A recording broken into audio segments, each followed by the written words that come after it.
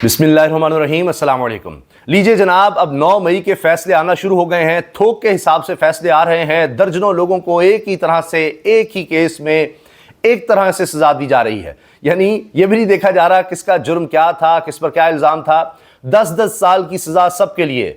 सरगोदा की इंसदाद दहशतगर्दी अदालत ने जनाब सजाएं सुना दी, सबको ही 10 साल, सारे ही एक जैसे।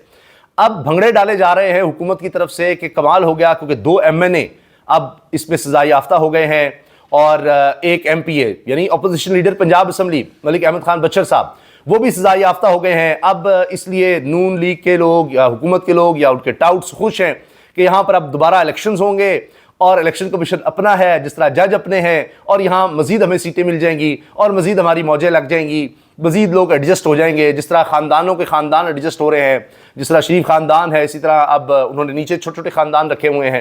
एहसन इकबाल साहब के बच्चे भी एडजस्ट कर लो, अमीर मकाम के अभी देखिए बेटे को सेनेटर बना दिया, भाई पहले भी जनाब मेंबर असम्बली है, ख़ुद भी मेंबर असम्बली है नेशनल असम्बली में। तो सारे मिलकर जनाब ये काम करें।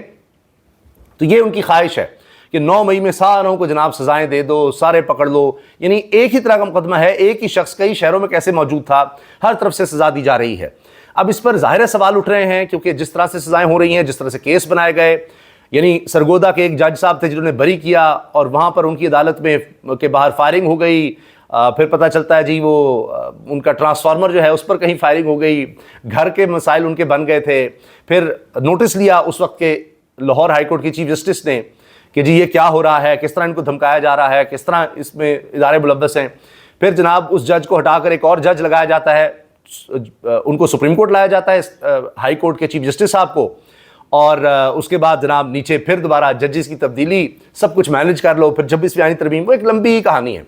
यानी ये अफरा तफरी का माहौल मुल्क में ऐसा पैदा हो चुका है कि यहाँ सिर्फ जो ताकत का महवर है, जो हुकूमत है, जो जमातें उनके साथ हैं, वो जो मर्जी करते रहे, कोई पूछने वाला नहीं है।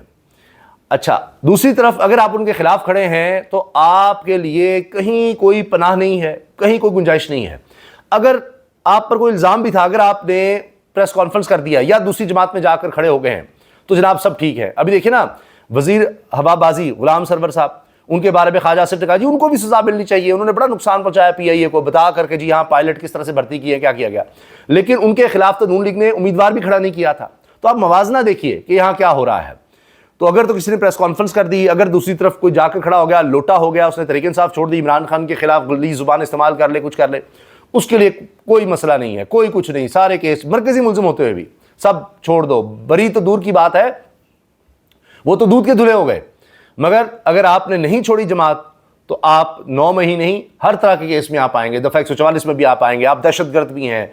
हर सतह पर पूरे मुल्क में आपके खिलाफ केसेस बनाए जाएंगे। ना आप कारोबार कर सकते हैं, ना आप घर में ठहर सकते हैं, ना आपके बीवी बच्चे महफूज हैं, ये सब कुछ आपके साथ होगा।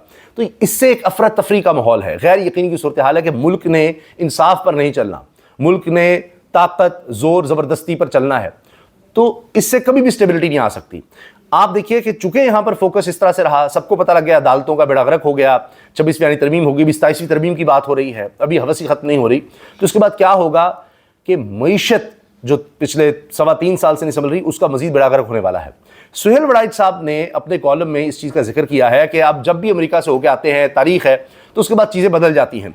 अब ये कहा जा रहा है सुहेल वड़ाइच साहब की तरफ से कि जी अब अमेरिका से हालात बदल गए हैं और हमें कुछ वहाँ से भी मदद मिल जाएगी, US एड भी शायद बहाल हो जाए।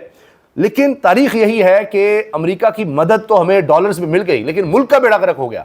कभी मुल्क का फायदा नहीं हो सका, लॉन्ग टर्म में भी और शॉर्ट टर्म में भी। हमें बाजार लगता है अच्छा डॉलर आ गए, हुकूमत तो वक्त निकाल जाती है, हुकूमत तो अपने लले तलले और वो पैसे से उस जो इमदाद आ रही होती है उससे अपना काम चला लेती है, लेकिन लोगों का, आवाम का बेड़ा गर्क हो जाता है।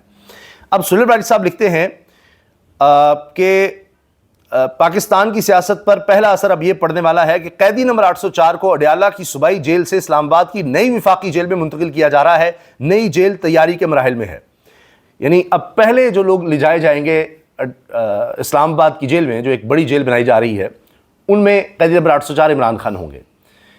अब ये अडयाला जेल से इमरान खान को उस तरफ मुंतकिल किया जाएगा कि ज़्यादा सख्तियाँ वहाँ पर आ सकें।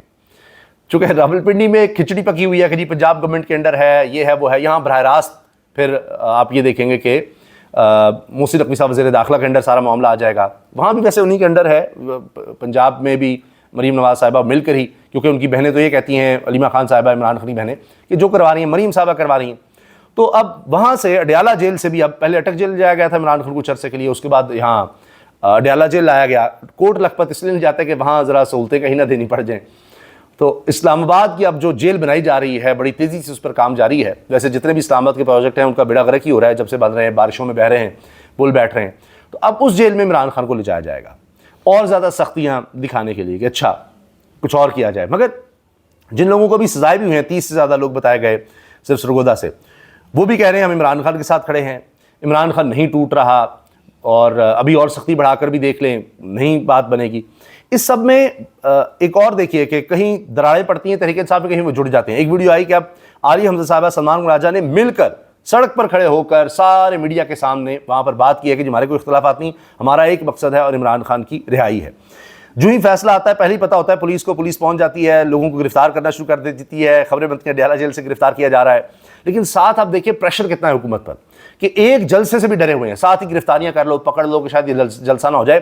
تحریک انصاف پھر دروازے کھٹکھٹا رہی ہے. 5 اگست کو مینار پاکستان پر جلسے کا تحریک انصاف نے اعلان کر دیا ہے. اب حکومت اجازت دیتی ہے تو جناب لوگ نکل آئیں گے, تو ہم کیا کریں گے, نہیں دیتے تو پھر ثابت ہوتا ہے کہ ہم تو فسطائیت کر رہے ہیں, جبر کر رہے ہیں. سارے توڑ کے گرفتار کر کے بھی اتنی خوفزدہ ہے حکومت کہ جلسے کی اجازت بھی نہیں دینا چاہتے کہ جی جلسہ ہو جائے گا, کیونکہ واحد جماعت پاکستان میں اس وقت تحریک انصاف ہے جو جلسہ کر سکتی ہے, جو تحریک چلا سکتی ہے, جو مزاحمت کر سکتی ہے, مزاحمت کر کے دکھا رہی ہے, جو گرفتاریاں دے سکتی ہے, گرفتاریاں دے رہی ہے, پھر بھی کھڑی ہے. ورنہ یہاں تو حکومتی جماعتیں تو ملیا میٹ ہیں. ایک اور میں آپ کو بتا دوں, یہ بھی ہو سکتا ہے معاملہ کہ جس طرح تحریک انصاف کو کنٹرول کرنے کی کوشش کی جا رہی ہے کہ جی ان کو توڑ لیا, پکڑ لیا, گرفتار کر لیا, اس کے بعد یہ پیپلز پارٹی نون لیگ تو فارغ ہو چکی ہے نا بطور جماعتیں. یہ کچھ بھی نہیں کر سکتی, ان کے ساتھ جو مرضی کر دے, کسی بھی طرح کی ترمیم لے آئیں, کچھ بھی, یہ صرف ربر سٹیمپ ہی ہیں اور ان کی اوقات اور ختم ہو جائے گی. یہ ہے ضرور ہے کہ یہ اپنے لوگ لگا دیے بظاہر, اچھا گاڑیاں لے لو, پیسہ لے لو, دولت لے لو, بنا لو, پھر باہر بھیج دو, اور اس کے بعد جب حکومت کبھی جائے گی تو پھر باہر نکل جائیں گے. سبھی پیسے باہر رکھ رہے ہیں اس چکر میں, لیکن سیاست ان کی بالکل ختم ہو جائے گی. یہ قاف لیگ سے بھی ان کا برا حال ہونے جا رہا ہے کیونکہ دور بدل چکا ہے. 9 مئی case, opposition leader Punjab assembly سمیت 70 ملزمان کو 10 سال قید کی سزائیں سنائی گئی ہیں جی. 39 کو تو ایک ہی جگہ پر اس طرح سے کیا گیا ہے ایک ہی کیس میں. لیکن وکیل ان کے کہتے ہیں ایڈوکیٹ پرویز اموی, 9 میں مقدمے کی FIR ہی سب سے بڑا بلنڈر ہے. اس FIR کو دیکھا جائے تو آپ کو آگے جانے کی ضرورت ہی نہیں پڑتی, اس میں بریت بنتی ہے اور راقم کو, جس نے FIR کاٹی, اس کو عبرت کا نشان بنانا چاہیے. جتنے بھی FIRs ان میں بہت سے جھول ہیں. یہ بھی ہوا کہ سپریم کورٹ اسی طرح کی FIRs کے ذریعے کیس گیا تو بری ہو گئے. انہوں نے کہا یہ کس قسم کے کیس بنائے ہوئے ہیں, اتنے جھوٹے کیس, یہ سب کیا ہو رہا ہے. پھر وکیل صاحب ہیں جی تحریک انصاف کو, کہتے ہیں اس سے بھیانک اور شفقانہ فیصلہ نہیں دیکھا. بلال اعجاز اور احمد چٹا کے خلاف شہادت ہی نہیں تھی, اور مجھے جج صاحب نے کہا تھا کہ ان پر تو بات نہ کریں, یہ تو بری ہی بنتے ہیں, لیکن جو لکھا لکھایا فیصلہ آیا اس میں انہیں بھی 10 سال سزا دے دی گئی. وکیل تحریک انصاف کہہ رہے ہیں ججوں پر اب یہ کہا جا رہا ہے لکھے لکھائے فیصلے چل رہے ہیں یہاں پر, سبھی یہ کہہ رہے ہیں, سبھی یہ بات کر رہے ہیں. لیکن اس کے باوجود آپ دیکھیں نا کہ گرفتاریاں ہو رہی ہیں, پھر بھی وہ جلسے کی تیاری کر رہے ہیں, پھر بھی وہ تحریک آگے بڑھا رہے ہیں. اور تو اور ڈاکٹر یاسمین راشد صاحبہ وہ نہیں ٹوٹ رہی, اور مہر بانو قریشی صاحبہ نے کہا ہے کہ ڈاکٹر یاسمین راشد کی طبیعت بالکل ٹھیک نہیں, انہیں کینسر کے ساتھ سانس کی بیماری ہے, انہیں رات میں سانس لینے کے لیے ایک مشین لگتی ہے, اور جیل والے رات کو بجلی بند کر دیتے ہیں جس سے ان کی طبیعت مزید بگڑ جاتی ہے. بار بار ان کو ہاسپٹل جایا جاتا ہے لیکن پھر واپس لے آتے ہیں, پھر یہ مشین, پھر اس کو بجلی بند کر دو. یعنی یہ بوڑھی خاتون بھی ان سے نہیں ٹوٹ رہی, حال ان کا یہ ہے. اور وہ ڈٹ کے کہتی ہے کہ جھوٹ مت بولو, آیت پڑھتی ہیں قرآن کی جھوٹی گواہی کے بارے میں, تو وہ گواہی جھوٹی دینے والا وہ لرز جاتا ہے, وہ باہر بھاگ جاتا ہے, اسے گواہی نہیں دی جاتی. اس ڈاکٹر کا یہ حال ہے. اگر صحیح آپ نے کسی کو ماں کہنا ہے مریم صاحبہ, تو پھر ماں کا ٹائٹل لینا چاہتی ہیں, تو یہ ہے. انہوں نے بہت خدمت کی ہے انسانیت کی بطور ڈاکٹر بھی. اچھا اب آخر میں سنیے, علیمہ خان صاحبہ کہہ رہی ہیں وقت آ چکا ہے, انشاءاللہ لوگ نکلیں گے اور عمران خان بھی رہا ہوں گے. انہوں نے جتنا ظلم کرنا تھا کر چکے ہیں, یہ مزید عمران خان کو جیل میں نہیں رکھ سکیں گے. علیمہ خان صاحبہ پھر بھی پر امید نظر آ رہی ہیں, اور اس سب کے باوجود بھی, اور آپ دیکھ لیں وہی جلسے کی تیاری, وہی تحریک کی تیاری, وہ نکل رہے ہیں. عمران خان سے ملاقات کے لیے آتی ہیں, نہیں بھی ملنے دیا جاتا, یہ ڈٹ جاتی ہیں, کہتے ہیں کہ جی اور کوئی نہیں, اگر پارٹی میں سے کوئی نہیں نکل رہا یا گرفتاری سے ڈرتی ہے پارٹی, تو فیملی تو تیار ہے جیل جانے کے لیے. وہ آگے بڑھ رہے ہیں۔ اب جو میں نے شروع میں عرض کیا نا کہ یہاں پر معیشت کا اس سارے میں، اس افراتفری میں معیشت کا، عام عوام کا برا حال ہو رہا ہے، برباد ہوگی معیشت، اس پر خود سہیل وڑائی صاحب لکھتے ہیں ہمارے تضادستان کو اصلی جمہوری پاکستان بننا ہے تو اسے تضادات سے چھٹکارا پانا ہوگا۔ گلگت بلتستان، بلوچستان اور کشمیر کے جمہوری حقوق بڑھانے ہوں گے، پس پردہ حکومت کا داغ مٹانا ہوگا اور برسر اقتدار سیاستدانوں کو اپنی اہلیت بڑھانا ہوگی۔ پھر یہ کہتے ہیں کہ جی اب اس وقت اکانومی کا برا حال ہے اور اس وقت پریشانی ہے ہر سطح پر کہ معیشت کیسے سنبھلے گی، دعوے کیے جا رہے ہیں لیکن کچھ نہیں ہو رہا۔ ابھی ٹریبیون میں اس بارے میں باقاعدہ پوری ایک رپورٹ آئی کہ بڑی بڑی کمپنیاں، شیل سے لے کر مائکروسافٹ اور دیگر بہت سی کمپنیوں کا نام لیا گیا جو صحت سے ریلیٹڈ تھی، دیگر تھیں، وہ سب ملک چھوڑ کر جا رہی ہیں۔ تو فارن انویسٹمنٹ کہیں نہیں آنی کہ جو یہاں پر ہیں انہوں نے کیا رپورٹ دینی تھی، جو یہاں سے ہیں وہ چھوڑ کے جا رہی ہیں، اور اس میں پوری اکنامک کنڈیشن کا مسئلہ ہے پاکستان میں۔ یہ نہیں ہو سکتا کہ آپ ڈالرز، پاکستانی باہر جا رہے ہیں وہ ڈالرز بھیجتے رہیں گے اور ملک چل جائے گا، معیشت ٹھیک ہو جائے گی، نہیں ایسا ہونے جا رہا۔ بڑی بڑی کمپنیاں ملک چھوڑ کر جا رہی ہیں۔ اس کے علاوہ ڈان میں اس حوالے سے اب آرٹیکل چھپا جو امریکہ میں اہم شخصیت ہیں ان کی طرف سے یہ پورا ڈان میں آرٹیکل چھاپا گیا ہے، اس کا میں حوالہ بھی دے دیتا ہوں آپ کو، جس میں یہ سارا کچھ بتایا گیا۔